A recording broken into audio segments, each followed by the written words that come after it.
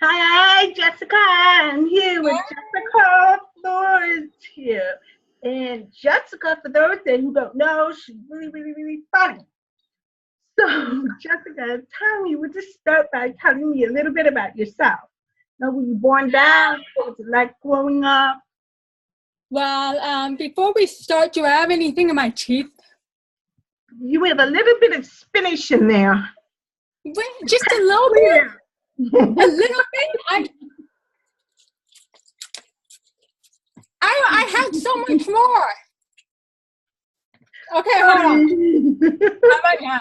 Yes, you do have spinach in your teeth. Okay, we can start. See, people, I told you she was funny. God, that was an awful idea. It didn't taste good. You really do have green in your teeth now. That's what I was rooting for. Anyways, I'll stop. Tell me the story when you were born. What was it like growing up? Well, so I am 29. I lost my hearing. Well, we don't, me and my parents, we don't really know when I lost my hearing, but we found out in first grade. And ever since then, I wore hearing aids. Hold on, my grandfather's calling me. Hold on. Sorry. But I answer that call. No, he's the only person that's allowed to call me, you know. Other than that, I'm like, no. But anyways, we found out that I was losing my hearing in first grade. So ever since then, I've been wearing hearing aids. I grew up going to mainstream school, so I didn't really have access to much deaf culture or deaf community, anything like that. Any deaf hard of hearing people when you were growing up? You're the only one on the planet who was deaf. Yeah, that's true. I knew that there was one other kid who was a few grades below me. He wore hearing aids, but he hated them and he always took them off. But we never... Hate your hearing aids? No, I was able to adapt pretty fast wearing my hearing aids. I just kind of thought they were like normal, you know, and I hide them, right? No, yeah. Yes, I did. So it's interesting because when I was in first grade, I picked out my ear mold colors that were bright pink because I was like, oh my God, I love that color. Like, I want that color. So I had bright pink. Then I had one side that was bright green and then bright orange on the other side for Nickelodeon. Because at that time, I was afraid to stand out, right? No. I was like, boom, I'm here. Yeah. But as I got older, I think you start losing that kid part of you.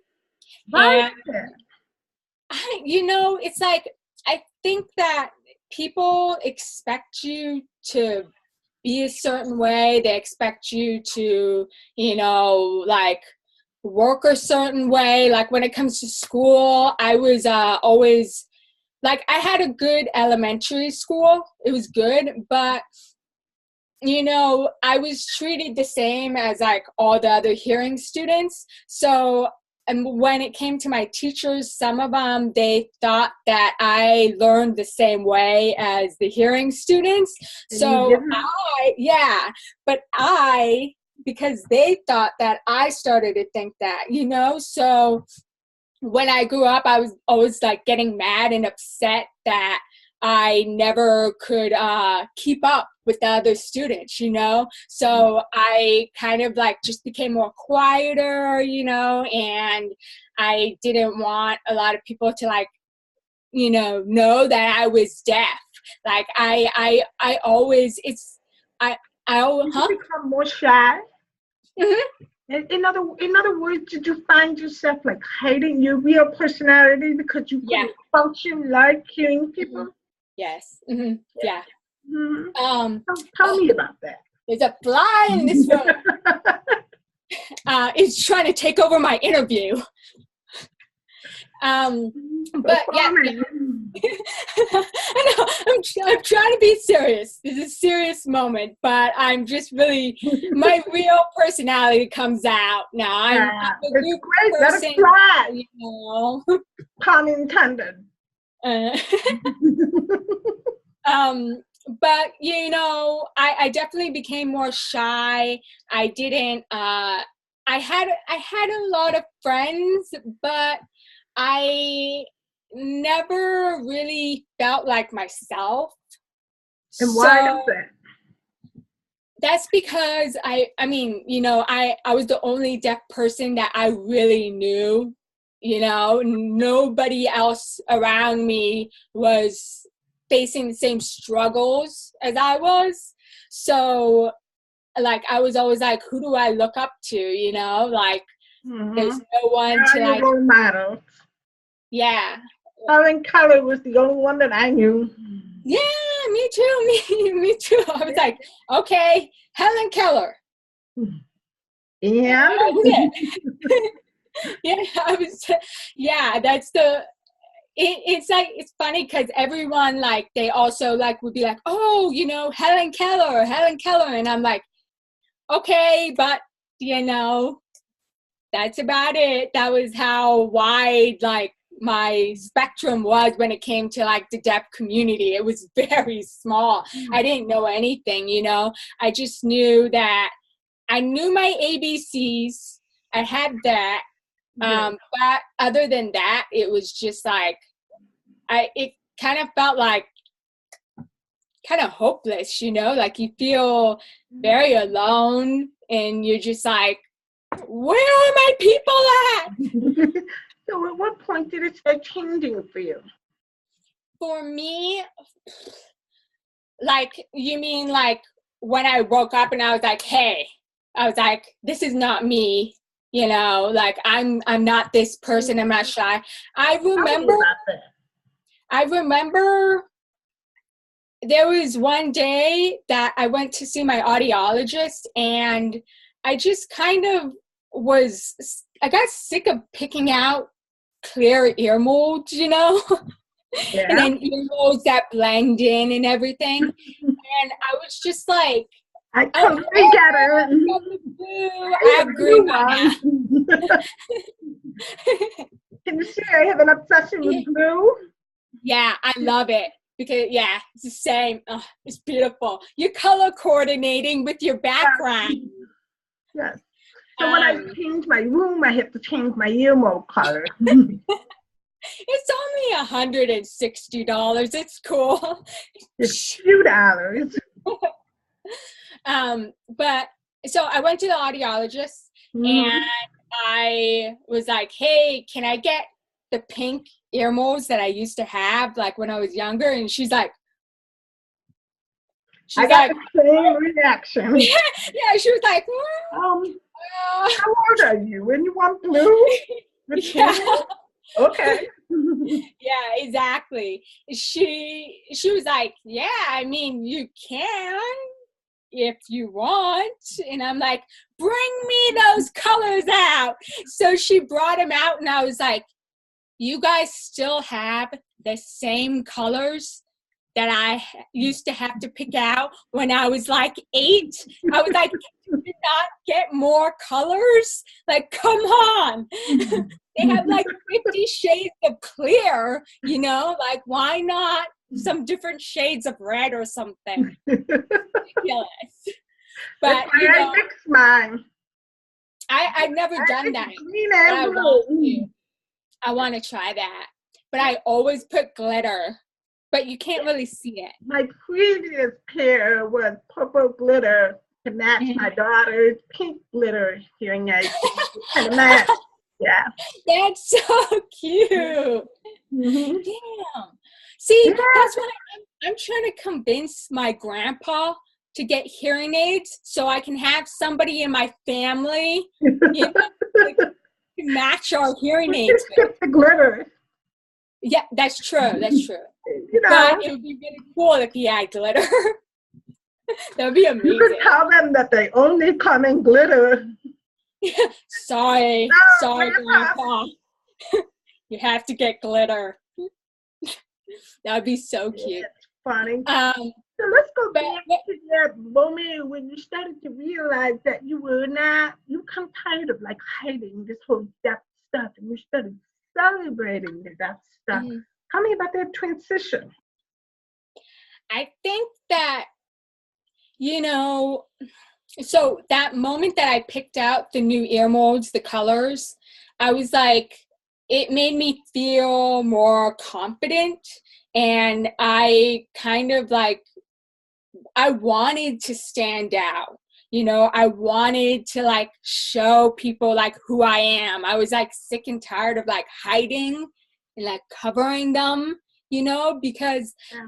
there, like, if you hide your hearing aids, a lot of the times people, they assume that you can hear because they can't see your hearing aid.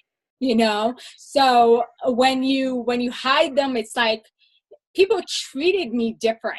It's so weird. But the moment that I got bright pink hearing aids, bright pink ear molds, people were treating me nicer in a way because they saw it and they were like, oh, okay. Like, I That's have why you're acting so different. yeah, yeah. Not hearing me. Yeah. But it was interesting to me to see that change because I was like, wow, like when I wore clear hearing aids, people were mean and they were rude because they had no idea. Like they just assumed that I could hear everything, right?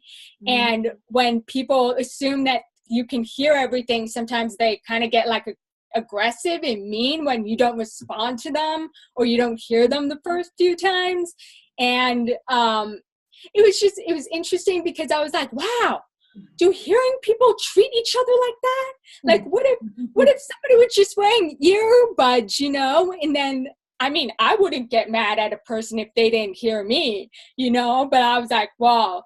So I think that going back, when I picked out the ear molds and people started to like pay attention and they were nicer, they were more welcoming, that kind of made me like a little more like proud about like being deaf. Like that's who I am. I want to show that off. Like it's a part of me. I shouldn't need to hide a part of me. Like that's just ridiculous. Like why should I like try to keep a secret of what's the biggest part of me, that's like part of my character. That's who I am. Like, why hide that? Yeah. So I think you started making videos mm-hmm. and started sharing some of your thoughts and sharing what you learned. Can you tell me about that? Yeah. So I was working at a coffee shop, and at that time I was working full time. I had that job and I had another job, and I was just lip reading every single day and it was exhausting. But one thing I noticed about working at the coffee shop was that I got a lot of customers that would come up to me and ask me questions about my hearing aids, about if I knew sign language, stuff like that, how to communicate with me. And I would answer all the questions.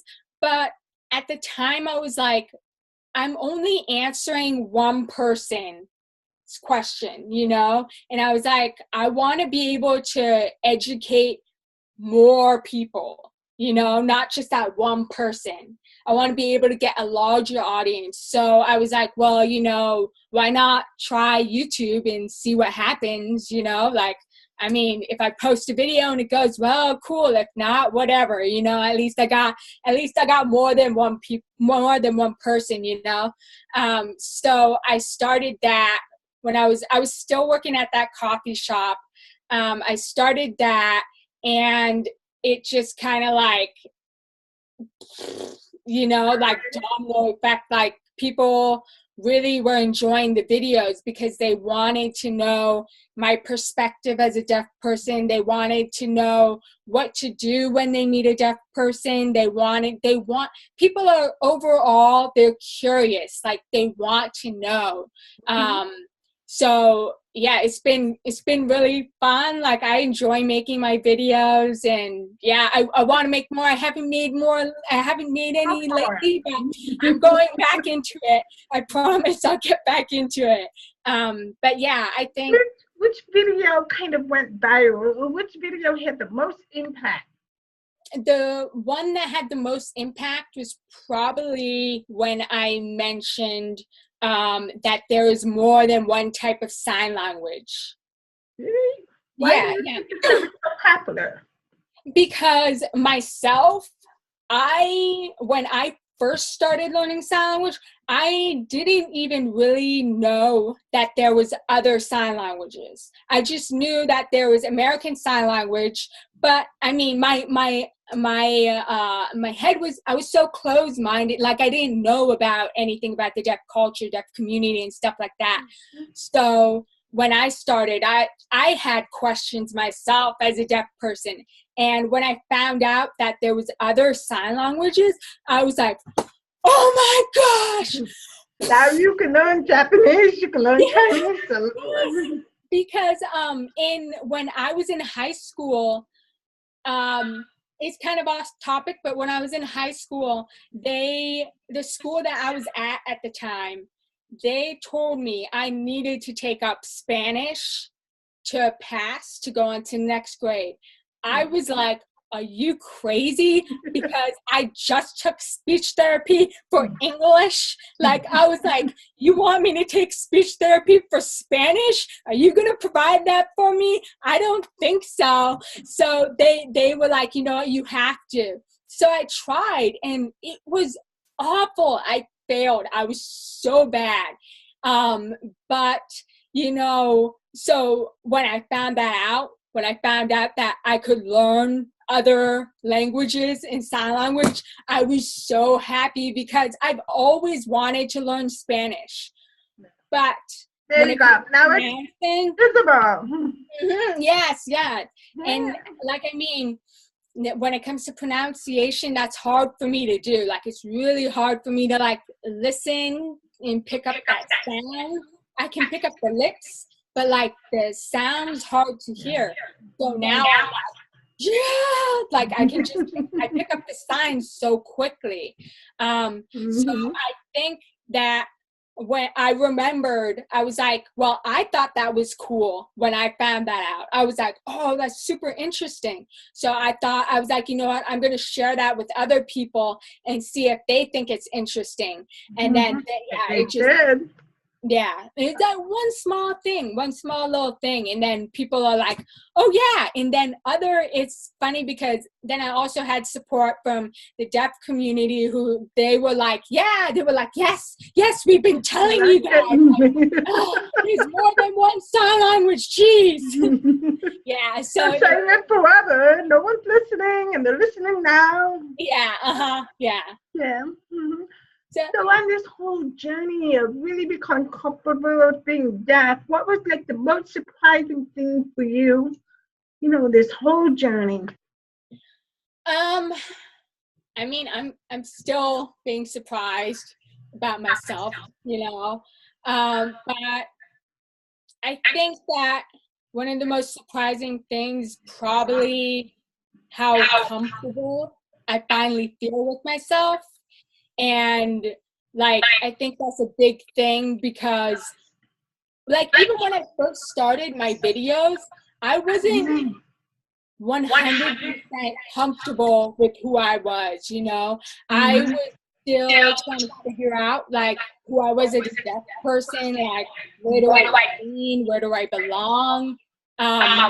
But now I've become so much more confident, you know, and that, I think that surprises me. Like, I still have times where I'm like, you know, I struggle and it hurts and it hurts my confidence a little bit, but I'm able to get back on my feet more quicker, you know, now than I used to be. So I think I'm surprising myself all the time. I just have baby steps.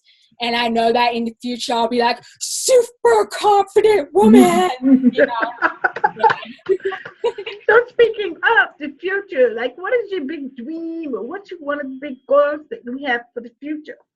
So right now, I'm working on doing improv and acting and stuff like that. I think, I want to get into that. I want to take that path because I want to at least get my foot through the door in media, social media, whatever, YouTube, so people can start seeing other deaf people like acting, doing comedy, stuff like that. So I can break in the door for other people to come in too, my other deafies to follow me, And yeah, so I think I have so many big goals and ideas right now, but I'm just taking baby steps to get there. And yeah, I think that's pretty much it. I want to expose our community, and put us out there. Like I want to, in the future, I hope to see more deaf and hard of hearing people being portrayed in like the media and movies, not as something that's like, oh, I'm so sorry that person's deaf, like this is sad, not like that, like just normal, Yeah, like I would love to see a deaf performer on Saturday Night Live. Like just one. Like just something like that. Oh, actually, I think Marley Matlin was on Saturday Night Live. Oh! I think she was performed. We can double check that. But I think Marley has been on Saturday Night Live. Mm-hmm. So, obviously we're not exposed to that kind of hearing people, just like me growing up. We didn't have a whole lot of exposure. What do you think is the value of having that hard of hearing adults in a child's life? What do parents need to know? Like are you saying so if you've got a parent with this new baby who's identified deaf, hard of hearing, why is it so important for that parent to expose their child to adults who are deaf and hard of hearing while they're growing up?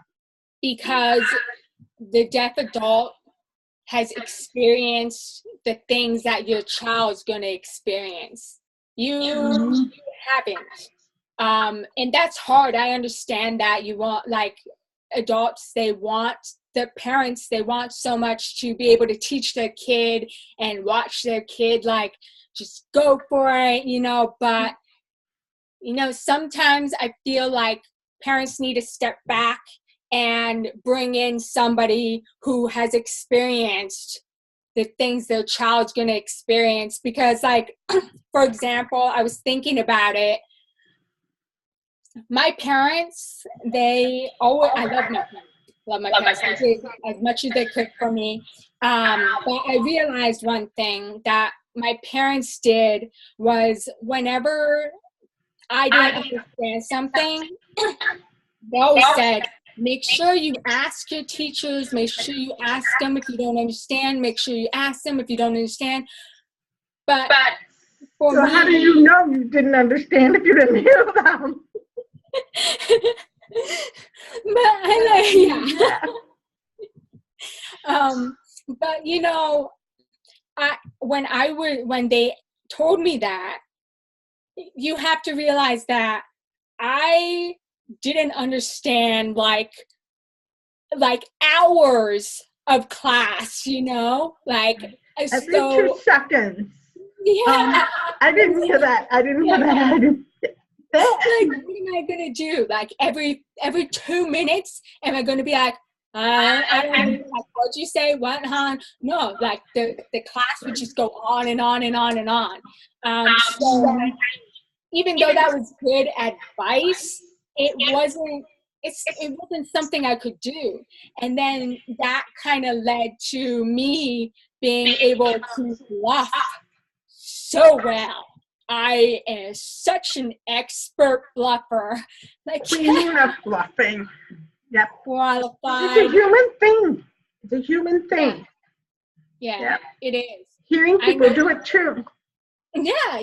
It's interesting because I noticed that bluffing, like sometimes, like the reason why I'm bluffing is because I was like in class in school, lip reading, and I'm tired. I'm like, so that, yeah, yeah, of course I'm gonna bluff. My eyes are exhausted. I don't want to ask questions and just keep bluff. So it's hard. And I feel like I wish I didn't have that habit. I mean, trust me, it makes me a pretty good actor, you know. So I'm surprised I haven't won an Oscar yet. 29 years and I haven't gotten an Oscar yet for bluffing. But it's a hard habit to break too. It is. I know. Sure. I'm there. Even today, with my awareness and everything, I still catch myself once in a while nodding, just out of habit. Yeah. It's like, wait a minute. Yeah. So, yeah. Human thing. So, for sure. Well, Jessica, thank you so much for joining us, and we look forward to seeing where you're going with all this, and maybe we'll see you on stage or at Saturday Night Live. Oh, well, if it's not me first, I hope it's somebody. I'm just rooting for somebody. One deaf and hard of hearing cast member. Maybe you. Maybe. Okay. Thank you so much for joining us. Thank you for having me here. Yeah.